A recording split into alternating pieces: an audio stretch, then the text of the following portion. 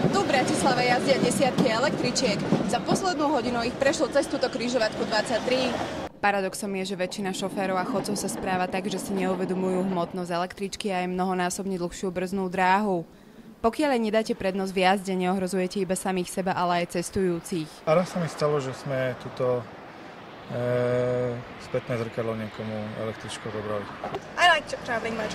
Páči sa mi cestovanie električkou, je to ale trošku pomalé. V minulom roku skončilo pod kolesami električiek až 83 ľudí. Bohužiaľ pri tých chodcoch to bolo hneď tragické. Katastrofálnou situáciou sa zaoberalo už aj miestne zastupiteľstvo. Zmenila sa legislatíva a električky dostali v doprave absolútnu prednosť.